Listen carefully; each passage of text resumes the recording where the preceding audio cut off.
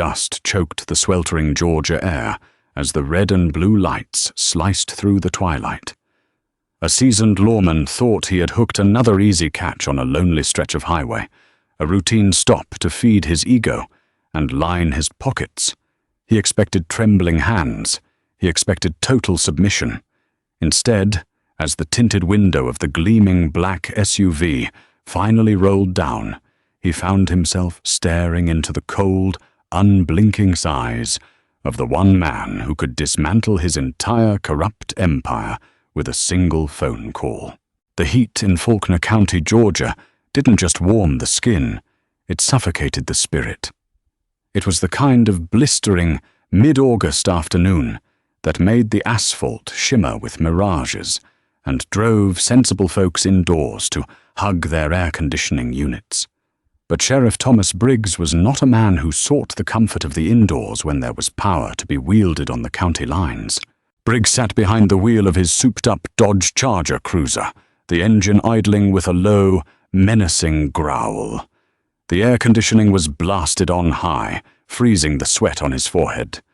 Next to him sat his rookie partner, Deputy Kyle Harrison, a young man who was quickly learning that the law in Faulkner County wasn't dictated by the Constitution, but by the heavy-handed moods of Sheriff Briggs.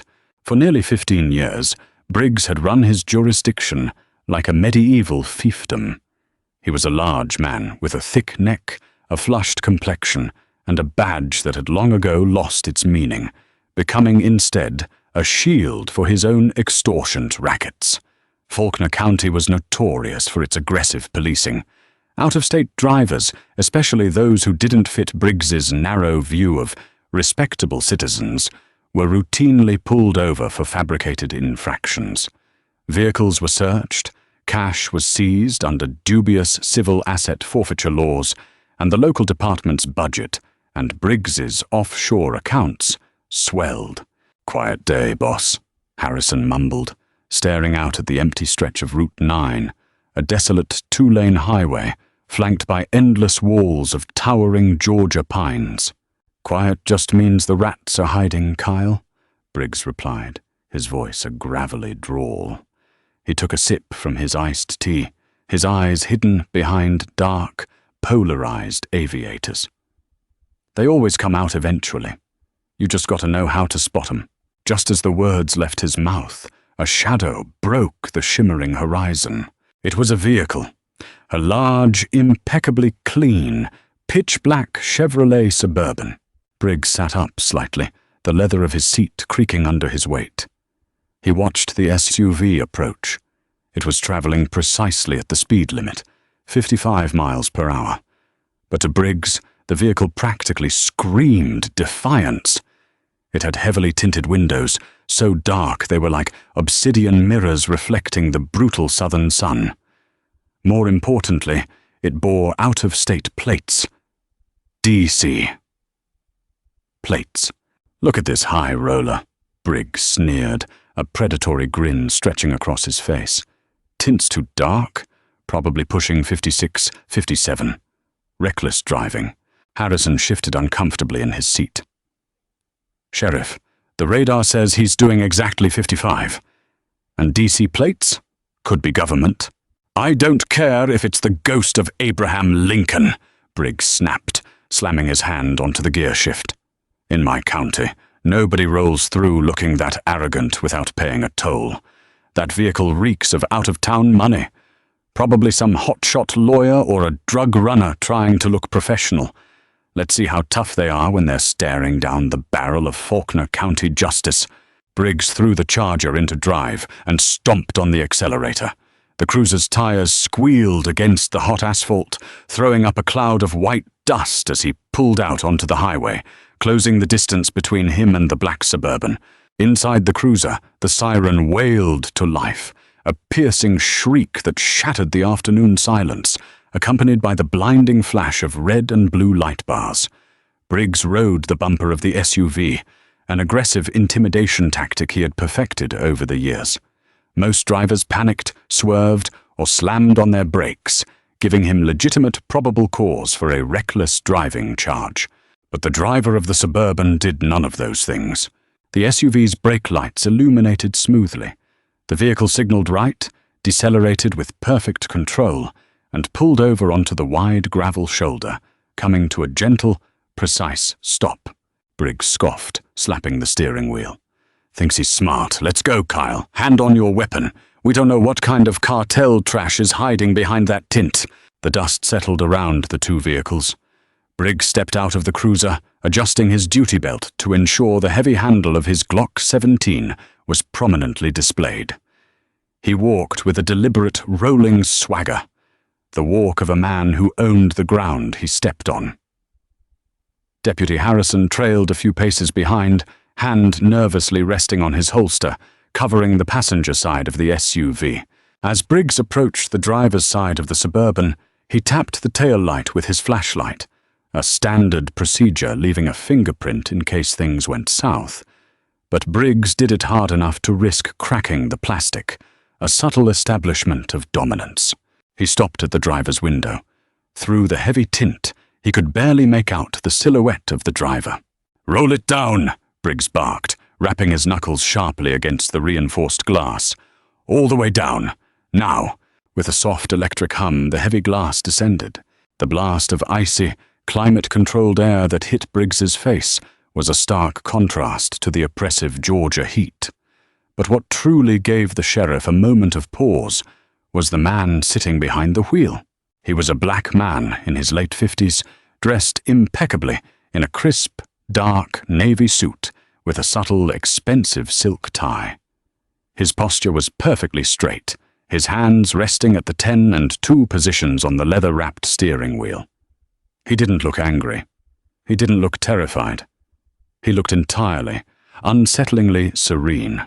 His eyes, dark and sharp as cut flint, met Briggs's gaze without a flicker of intimidation. "Good afternoon, Deputy," the man said. His voice was deep, resonant, and completely devoid of the nervous tremor Briggs was so accustomed to hearing. "It's Sheriff," Briggs corrected sharply, puffing out his chest so his star badge caught the sunlight. "Sheriff Thomas Briggs, and you're a long way from home, boy. License, registration, and proof of insurance. Hand 'em over." The man did not flinch at the derogatory term. He simply maintained eye contact. "May I ask the reason for this traffic stop, Sheriff Briggs?" "You were swerving back there," Briggs lied smoothly, a rehearsed script rolling off his tongue. "Crossed the center line. Plus, that window tint is illegal in the state of Georgia. Now, are you going to hand over your documents? Or am I going to have to drag you out of this vehicle for resisting a lawful order?" The man slowly removed his left hand from the wheel, reaching into the breast pocket of his suit jacket. Briggs instinctively dropped his hand to his firearm, his thumb popping the retention strap. "Slowly," Briggs warned, his voice tight. "I am simply retrieving my identification, Sheriff," the man replied, his tone chillingly calm. He produced a slim leather wallet, extracting a standard driver's license and handing it through the window.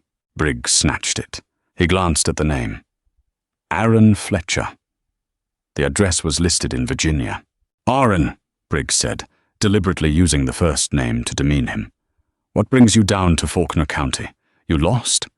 Because people who look like you, driving cars like this, usually have a very good reason to be passing through my town."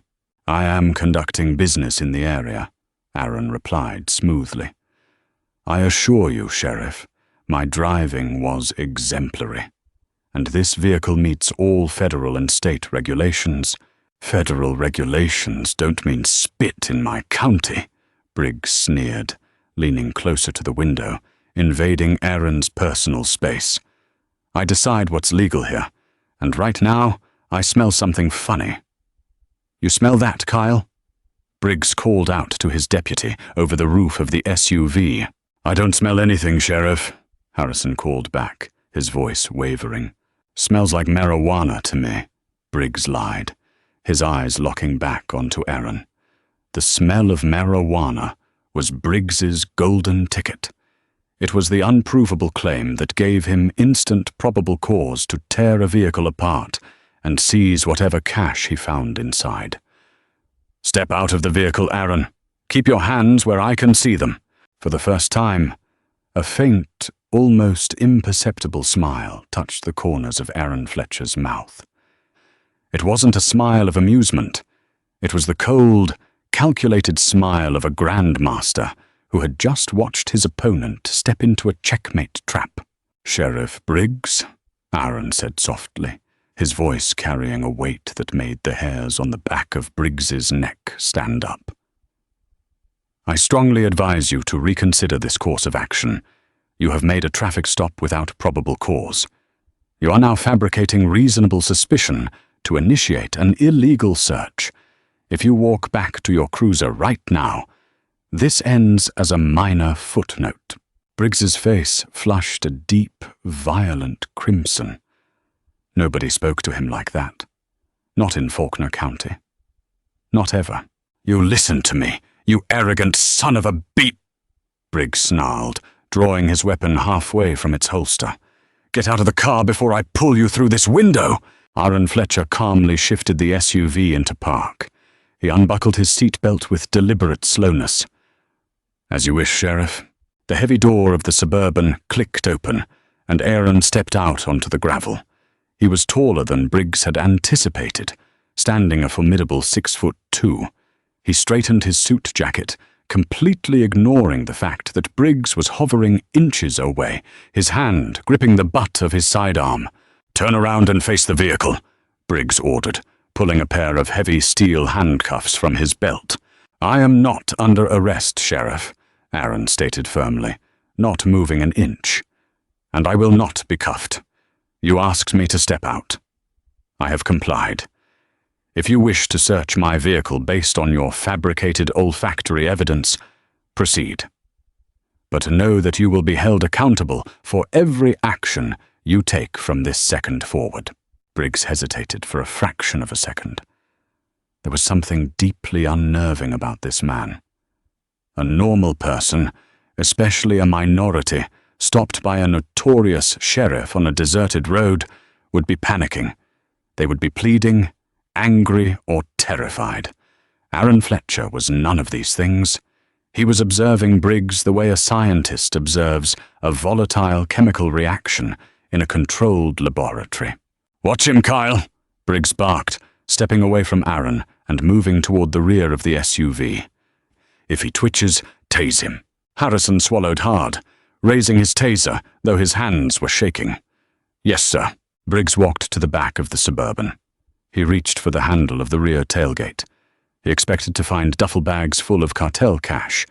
He expected to find illicit narcotics. He expected to find the justification he needed to seize the $100,000 vehicle and ruin the life of the man in the suit. "Last chance, Aaron," Briggs called out over his shoulder, a cruel smile playing on his lips. "Anything in here I should know about?" "Oh, there is quite a lot in there you should know about, Sheriff," Aaron replied, his voice echoing slightly over the quiet hum of the highway. "But I think it is best you see it for yourself." Briggs yanked the handle. The heavy hydraulic liftgate hissed as it swung upward, revealing the cavernous rear compartment of the customized SUV. The blinding Georgia sunlight flooded the interior, and for a moment, Sheriff Thomas Briggs's brain simply stopped processing information. There were no duffel bags.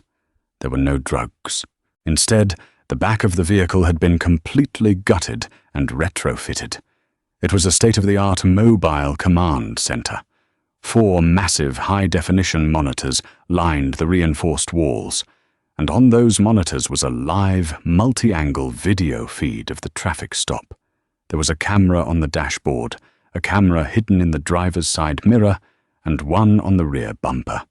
Audio waveforms danced on a laptop screen, indicating that every single word Briggs had just spoken, every lie, every threat, every fabricated claim of smelling marijuana had been recorded in crystal-clear, high-fidelity audio.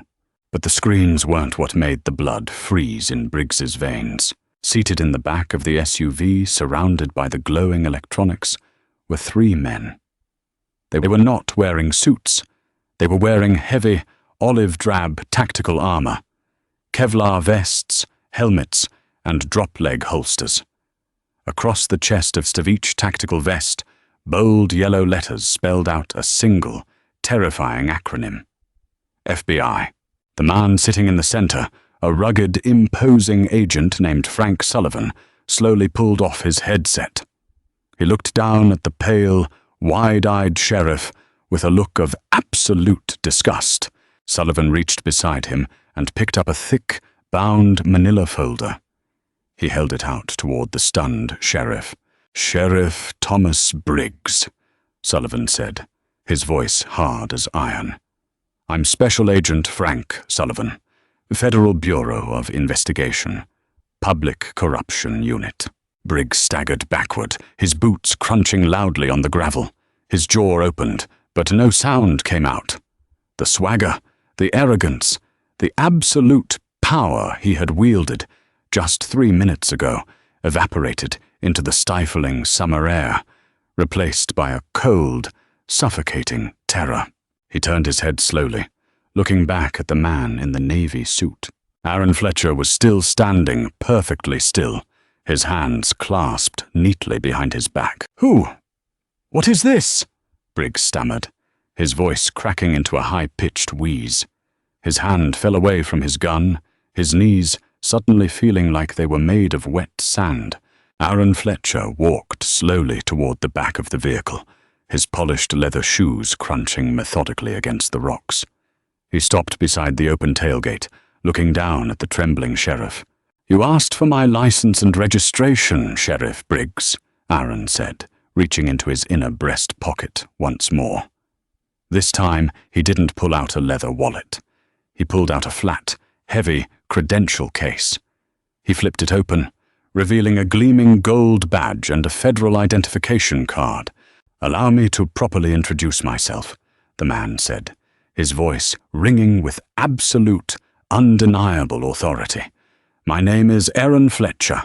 I am the director of the Federal Bureau of Investigation, and you, Sheriff, are the target of a 3-year federal probe into extortion, civil rights violations, and racketeering." Briggs felt the world tilt on its axis. The oppressive heat of the afternoon suddenly felt like a freezer. He looked at the glowing screens broadcasting his own illegal threats. He looked at the heavily armed federal agents sitting in the trunk. And he looked into the unforgiving eyes of the most powerful law enforcement officer in the United States. "You took the bait, Thomas," Director Fletcher whispered, stepping forward until he was inches from the sheriff's face. "And now your county belongs to me." The silence that descended upon Route 9 was absolute, deafening, and heavier than the sweltering Georgia humidity.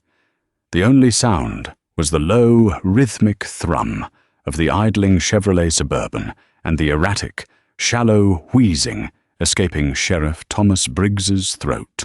Director Aaron Fletcher did not blink. He stood with the immaculate poise of a man who had orchestrated this exact moment down to the millisecond. His gold FBI badge caught the harsh afternoon sun, casting a blinding reflection that seemed to burn directly into Briggs's retinas. For 15 years, Briggs had been the apex predator of Faulkner County.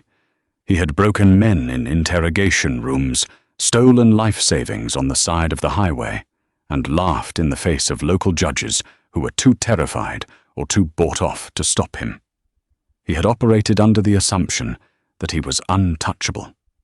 Now, staring at the highest-ranking law enforcement officer in the nation, Briggs felt his entire world shrinking to the size of a jail cell. I don't understand," Briggs stammered, his thick fingers trembling so violently that they tapped against the leather of his duty belt.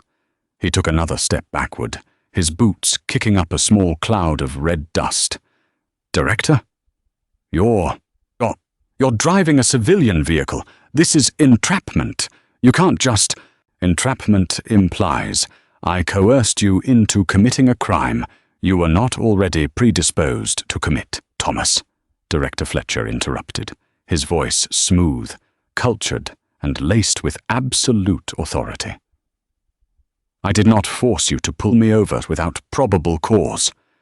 I didn't force you to threaten to pull me through my window, and I certainly didn't force you to falsely claim you smelled narcotics as a pretext for an illegal search.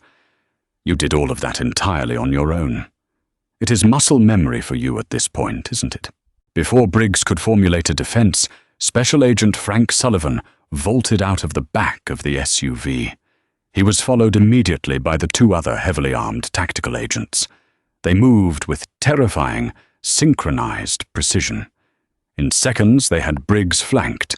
"Sheriff Thomas Briggs, keep your hands exactly where they are," Sullivan ordered, his hand resting firmly on his holstered weapon.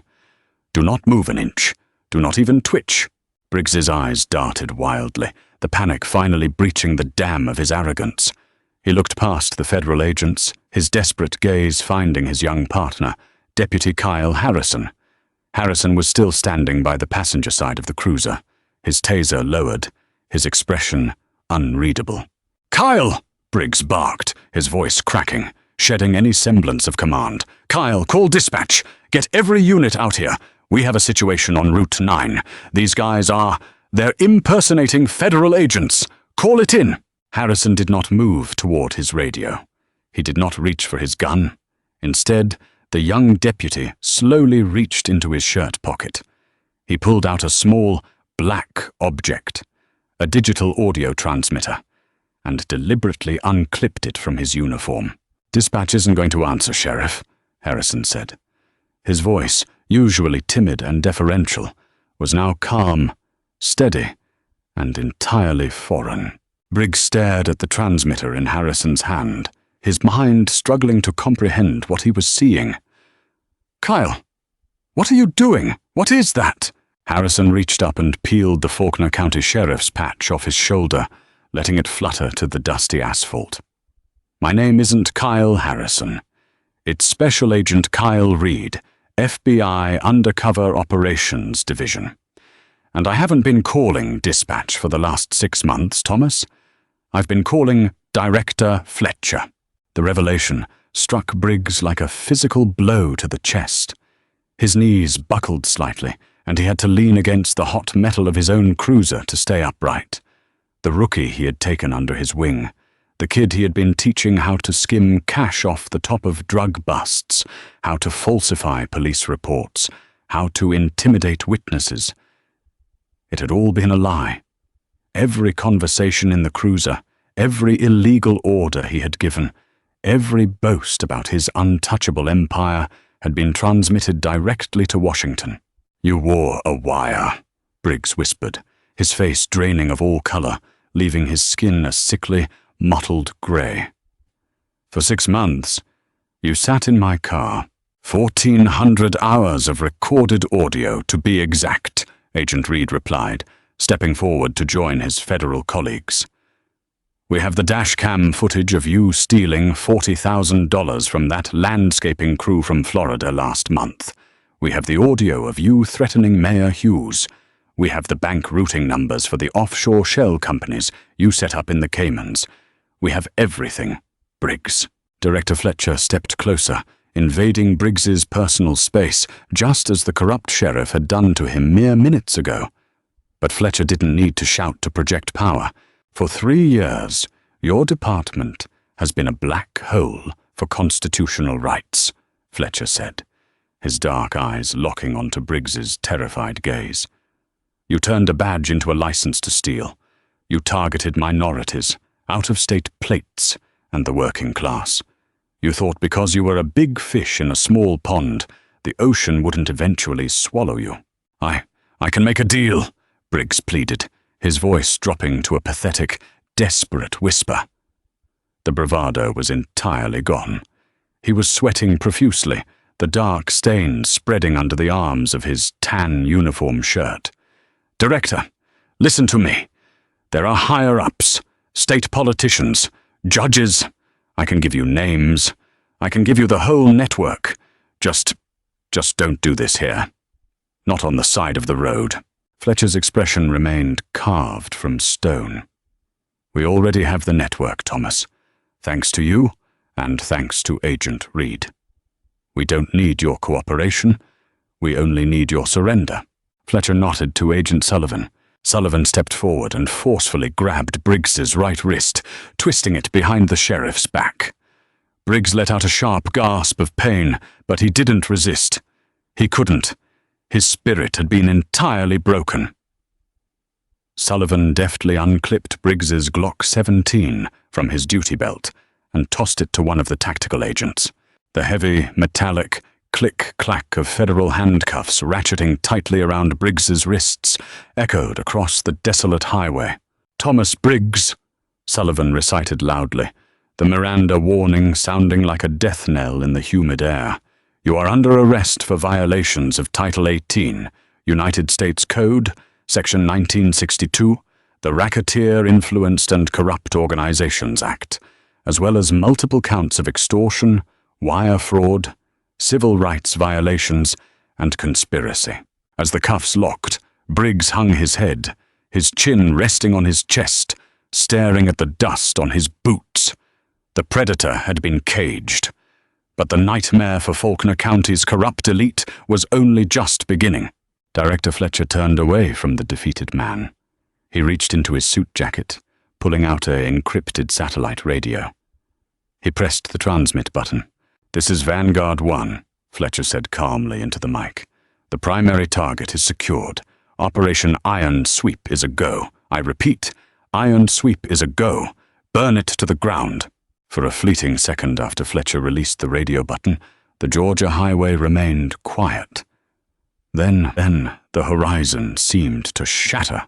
From the dirt access roads hidden behind the dense tree lines, from the hidden turnoffs miles down the highway, and from the sky above, the full, terrifying might of the federal government descended upon Faulkner County. 3 matte black, heavily armored Bearcat tactical vehicles roared onto Route 9, their massive tires chewing up the asphalt as they surrounded Briggs's lonely cruiser. Overhead, the rhythmic, thunderous chopping of a Black Hawk helicopter cut through the stifling heat, its shadow passing directly over the handcuffed sheriff. Following the armor came a seemingly endless procession of unmarked black Suburbans, identical to the one Fletcher had been driving, their emergency lights strobing blindingly against the afternoon sun. Briggs was roughly spun around by Agent Sullivan and shoved against the side of his own cruiser. He was forced to watch as the convoy blew past them, heading straight for the heart of his town. "Watch closely, Thomas," Fletcher said, standing beside the road as the wind from the passing vehicles whipped his suit jacket. "That is the sound of your empire ending." 10 miles away, in the heart of the county seat, the Faulkner County Sheriff's Department was running as usual. The air conditioning was humming, deputies were drinking stale coffee, and Captain Roy Dempsey, Briggs's ruthlessly loyal second-in-command, was sitting in his office, counting a stack of crisp $100 bills seized from a routine traffic stop the night before. Dempsey was a lean, wiry man with a cruel smile and a profound lack of morality. He was currently trying to figure out how to fudge the evidence logs to make the $10,000 he was holding look like $2,000. Suddenly, his desk phone lit up. It was the private line, the emergency line. He snatched the receiver. "Dempsey?" "Roy, it's Judge Holloway!" The voice on the other end shrieked, laced with sheer panic. The feds are everywhere. They just kicked in the door to my chambers. They have warrants, Roy. Federal warrants." Dempsey's blood ran cold. He dropped the stack of cash. What are you talking about? Where is Briggs?" "I don't know," the judge screamed, before the line abruptly went dead, replaced by the dial tone. Dempsey shot out of his leather chair. His heart hammered against his ribs like a trapped bird. If they had Holloway, they had the warrants, the wiretaps, the whole corrupt judicial pipeline.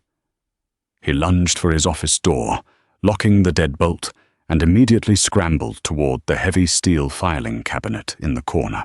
Inside that cabinet was the burn book, 2 black leather ledgers detailing every illegal seizure, every bribe paid, and every politician bought over the last decade.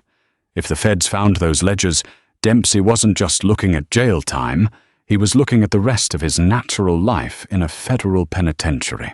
He grabbed a heavy metal trash can, threw the ledgers inside, and reached for the bottle of lighter fluid he kept for his cigars. He just needed 3 minutes. Just 3 minutes to turn the evidence to ash. Boom! The entire building shook. The sound of a breaching charge detonating at the precinct's front entrance echoed down the cinder-block hallways, followed immediately by the screams of deputies and the deafening, authoritative roar of federal agents. "FBI, get on the ground! Show me your hands! Nobody move!"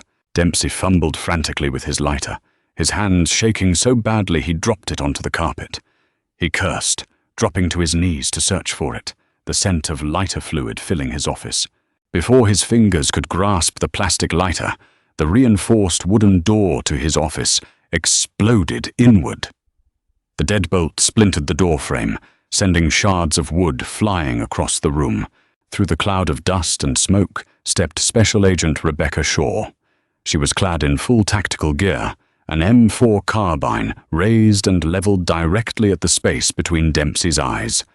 A red laser dot painted itself onto his forehead. "Don't even breathe, Roy," Agent Shaw commanded, her voice slicing through the chaos like a razor blade. Behind her, 6 tactical agents flooded the room. Dempsey froze, still on his knees, his hands hovering inches above the lighter. He looked at the laser sight on his chest, then at the trash can full of ledgers dripping with lighter fluid. He slowly, agonizingly, raised his hands into the air. "Smart choice," Shaw muttered, stepping forward and kicking the trash can away. She glanced down at the soaked ledgers and smiled grimly. "Grab those, bag them. That's the crown jewel." Agents swarmed Dempsey, slamming him face first into his own mahogany desk. As they wrenched his arms behind his back, Dempsey turned his head, catching a glimpse of the bullpen outside his office. It was a massacre of authority. Every single corrupt deputy in Briggs's inner circle was on the ground, their hands zip-tied behind their backs. The federal agents were already moving with terrifying efficiency, securing the armory, taking control of the server rooms, and physically unspooling crime scene tape across the evidence lockers. "Where is Sheriff Briggs?" Dempsey spat, blood trickling from his lip where it had hit the desk. "He won't let you get away with this." Agent Shaw leaned down, her face inches from Dempsey's. "Sheriff Briggs is currently sitting in the back of a federal transport, crying like a child. Your kingdom is gone, Roy." Simultaneously, 3 miles away in an upscale, gated community, another FBI tactical team was dismantling the iron gates of Thomas Briggs's sprawling $2 million estate. Neighbors peeked out from behind drawn curtains in shock as federal agents flooded the perfectly manicured lawn. They used a battering ram to breach the custom oak front doors. Within 20 minutes, the house had been completely secured. In the master bedroom, behind a false wall in the walk-in closet, agents discovered a massive, floor-to-ceiling Mosler safe. When the FBI safecrackers finally drilled the locking mechanism and swung the heavy steel door open, even the seasoned agents had to pause in disbelief. Stacked inside were rows upon rows of shrink-wrapped $100 bills, totaling over $3 million in stolen cash. Beside the money were dozens of illegal, unregistered firearms, kilos of seized narcotics that had mysteriously vanished from the county evidence room, and external hard drives containing the digital blueprints of a massive extortion ring. Back on Route 9, the sun was beginning to dip below the tree line, casting long, menacing shadows across the asphalt.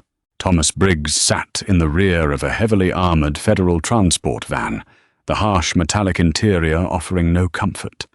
His hands were cuffed to a belly chain, and his ankles were shackled. The air conditioning in the van was freezing, but Briggs was drenched in cold sweat. The rear doors of the van opened, letting in a blast of the humid evening air. Director Aaron Fletcher stepped up, standing in the doorway, looking down at the broken man inside. "I thought you should know, Thomas," Fletcher said quietly. "We just secured your precinct. Captain Dempsey is in custody. We secured your estate. We found the safe in the closet. And our financial crimes division has just frozen 14 different offshore accounts linked to your shell companies. Briggs didn't look up. He couldn't. He just stared at the steel floor, grating, his breathing ragged. You built an empire on fear, Fletcher continued, his voice devoid of pity. You looked at that badge and saw a weapon to use against the vulnerable. You looked at me, a black man in an expensive car, and you saw a victim you could exploit because you thought the system would always protect you. But the system is exactly what is going to crush you. Briggs finally raised his head, his eyes red-rimmed and hollow. What happens now? He croaked. Now? Fletcher said, stepping back and signaling for the agent to close the doors. Now, become exactly what you treated everyone else like today. A footnote. The heavy steel doors slammed shut, plunging Sheriff Thomas Briggs into total, suffocating darkness. The engine of the transport roared to life, and the van pulled away from the shoulder, leaving the dust to settle on Route 9, marking the end of the Predator's reign. The interrogation room, deep within the Richard B. Russell Federal Building in Atlanta, was designed to break men. It was a sterile, windowless box of reinforced concrete, painted a dull, headache-inducing beige, and chilled to a precise 62 degrees. There was no clock on the wall, stripping the occupant of their connection to the outside world. The only furniture was a heavy steel table bolted to the floor and 3 metal chairs. Sheriff Thomas Briggs had spent 48 hours in federal custody, and the transformation was profound. The swaggering, sun-burned tyrant of Route 9 was entirely gone. He sat hunched over the metal table, wearing an oversized, bright orange jumpsuit that swallowed his large frame. His hands, devoid of the heavy gold rings he used to wear, were clasped together, trembling slightly. The deep bags under his eyes spoke of 2 sleepless nights spent listening to the echoes of his crumbling empire. Beside him sat his attorney, Stephen Walsh, a high-priced criminal defense lawyer from Atlanta who charged $1,000 an hour. Walsh was meticulously groomed, wearing a tailored charcoal suit, his briefcase open, exposing stacks of legal pads. Despite Walsh's confident posture, the tight set of his jaw betrayed the absolute hopelessness of their situation. The heavy steel door groaned open. Director Aaron Fletcher walked in, looking as immaculate as he had on the highway.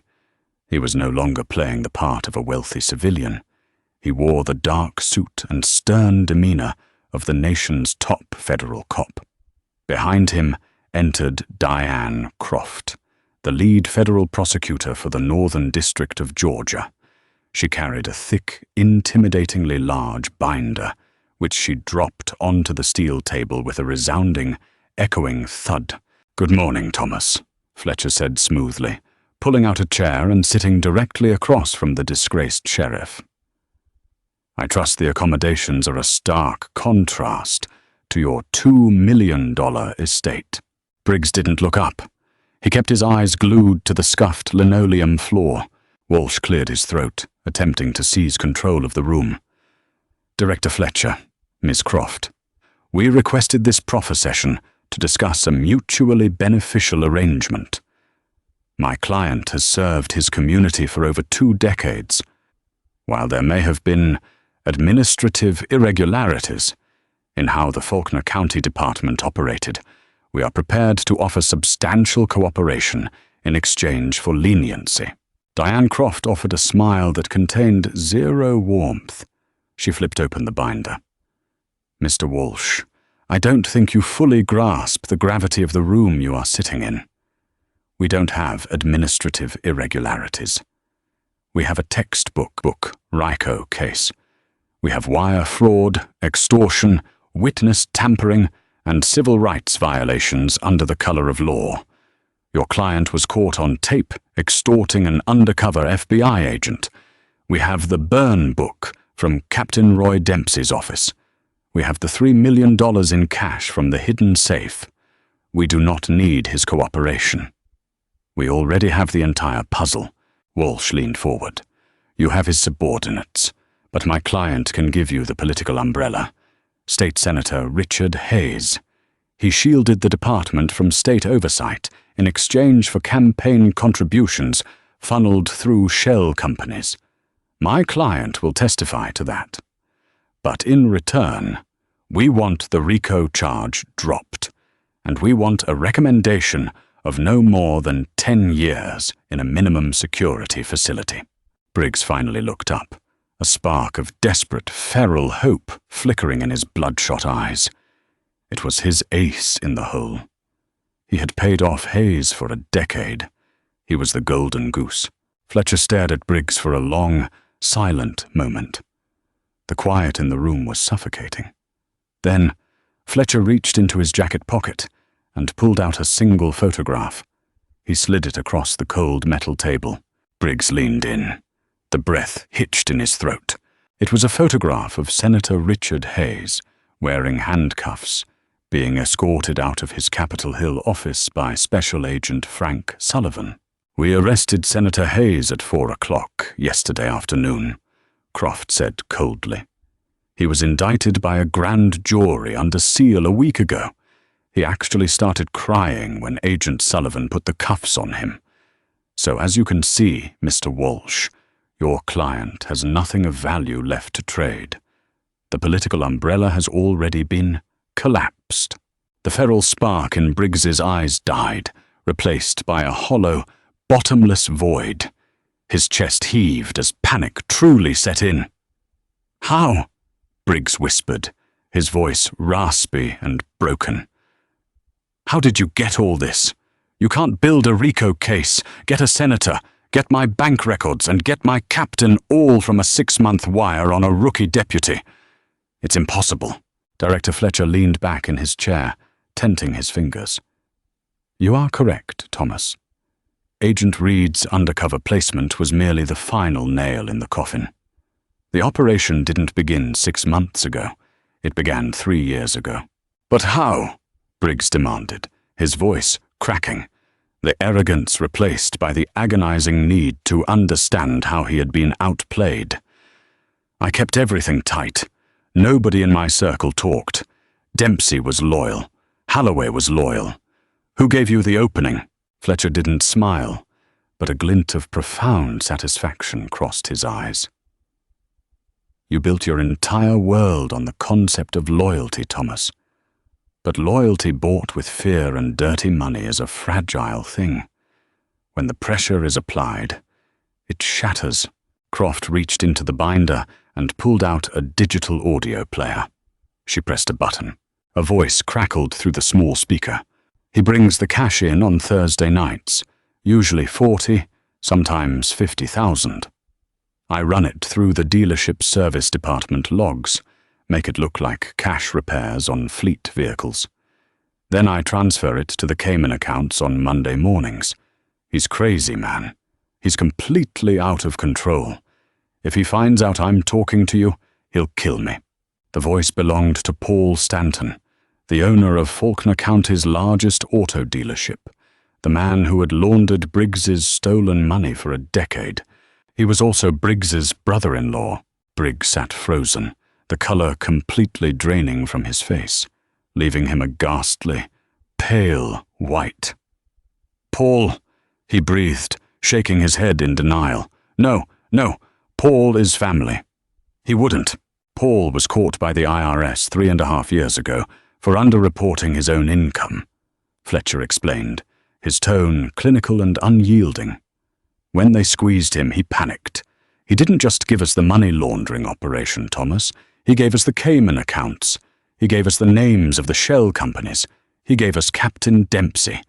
And he gave us Senator Hayes. Your own brother-in-law wore a wire to family barbecues. He copied your ledgers while you were drinking beer on his patio. The psychological weight of the revelation crashed down upon Briggs like a collapsing building. The paranoia he had fostered in others had secretly infected his own home. He had spent 3 years sitting across dining room tables, sharing meals, bragging about his untouchable empire to the very man who was methodically handing the FBI the rope to hang him. "Why do you think I was driving a brand new, fully loaded black Suburban on Route 9? Fletcher asked softly. Paul procured that vehicle for the Bureau. He knew exactly what kind of car you couldn't resist pulling over. He knew exactly what time you patrolled that stretch of highway. He set the bait, Thomas. I just drove the car." Briggs let out a sound that was half sob, half gasp. He buried his face in his large, trembling hands. The betrayal was total. There was no one left. His deputy was a ghost. His captain was in handcuffs. His political shield was shattered, and his own family had dug his grave. "Mr. Walsh," Croft said, closing the massive binder with a sharp snap that made Briggs flinch.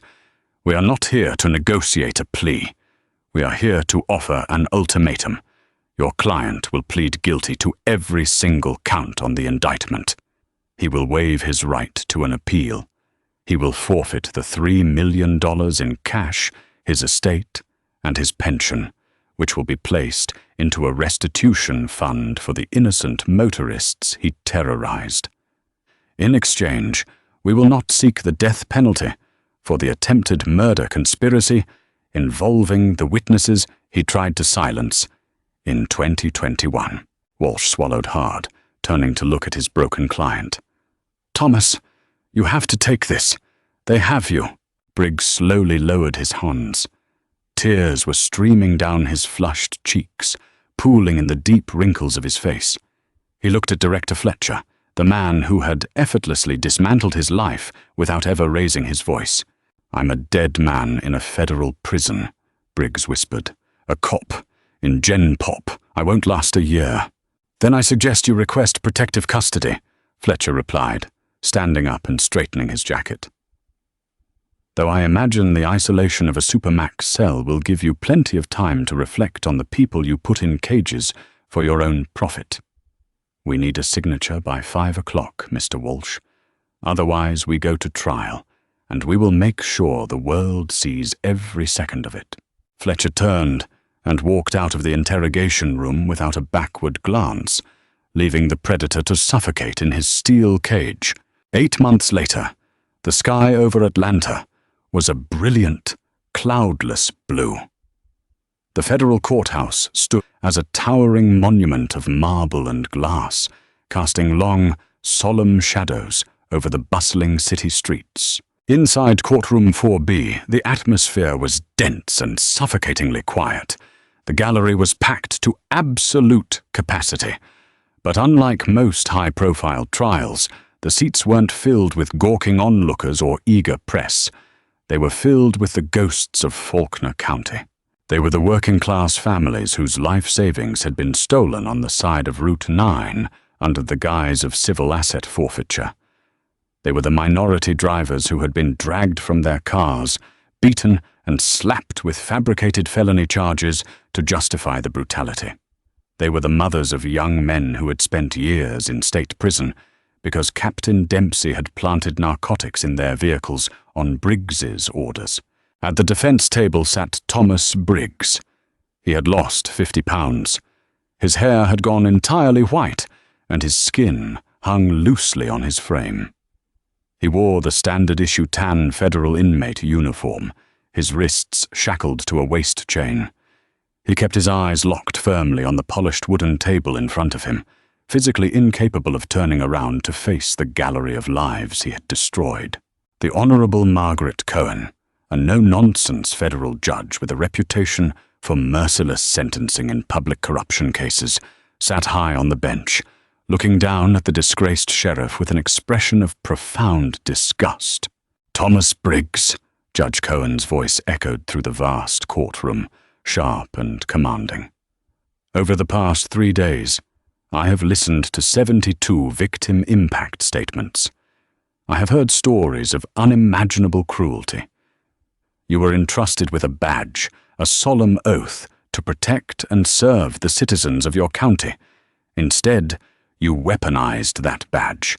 You operated not as a law enforcement officer, but as a cartel boss running an extortion racket, funded by the blood and terror of innocent people.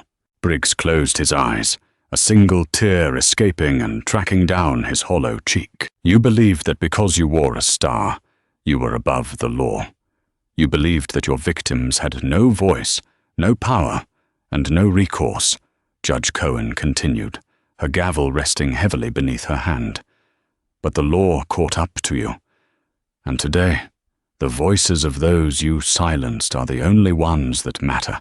In the very back row of the gallery, partially obscured by the shadows of the high archways, sat director Aaron Fletcher. He wore his signature navy suit, his posture perfectly straight. He did not come to gloat. He came to bear witness, to ensure that the promise he made on that sweltering Georgia highway had been fully kept.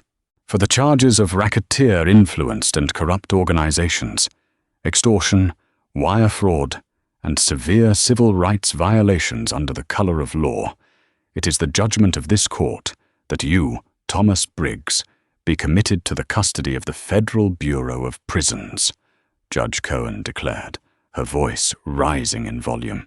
The gallery held its collective breath.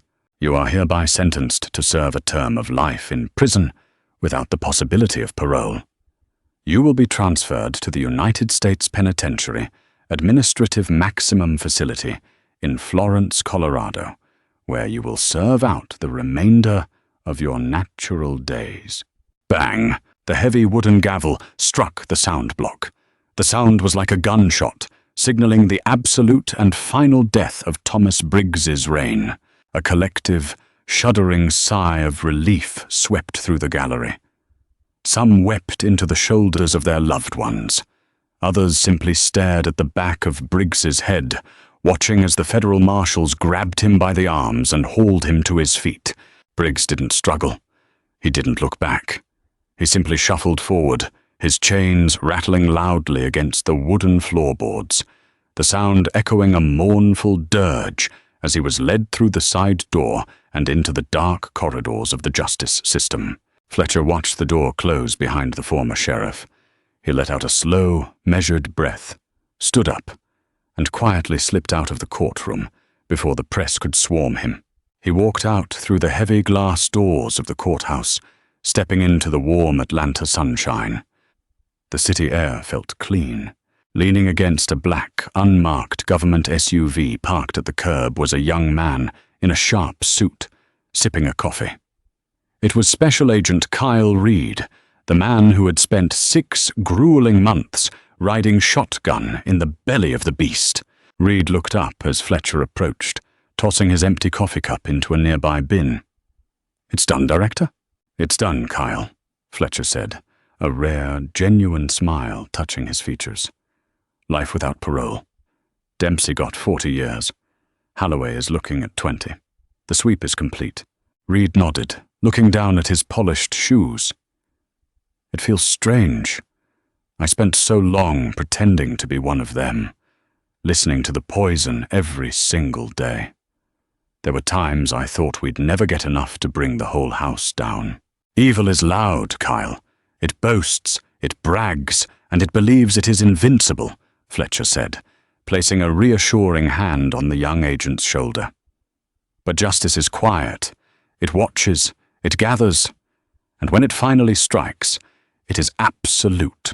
Fletcher looked past the courthouse, toward the horizon where the sprawling pines of the Georgia countryside lay. "What happens to Faulkner County now, sir?" Reed asked. "The governor appointed a new interim sheriff this morning," Fletcher replied, opening the door to the SUV. "A good woman. 20 years in state patrol, spotless record. She's bringing in her own deputies, cleaning house. The asset forfeiture funds are being dispersed back to the victims starting next week. The town is breathing again." Reed smiled. "That's good to hear. Where to next, Director?" Fletcher climbed into the driver's seat of the black SUV, gripping the leather steering wheel. He looked at himself in the rearview mirror, his eyes dark, sharp, and resolute. There were always more predators out there. There were always more corrupt empires hiding in the shadows of the nation. "Back to work, Agent Reed," Fletcher said, starting the engine. Back to work. The black SUV pulled away from the curb, merging seamlessly into the flowing city traffic, disappearing into the endless pursuit of the righteous path. The road to justice is often long and hidden in the shadows, but as Director Aaron Fletcher proved, absolute power will always crumble when confronted with absolute truth. Corruption may thrive in the dark, but it can never survive the blinding light of the law. If this thrilling story of justice, undercover bravery, and the ultimate downfall of a corrupt empire kept you on the edge of your seat, we need your support to bring more incredible tales to life. Please like this video, share it with your friends to spread the message, and subscribe to our channel for more jaw-dropping stories.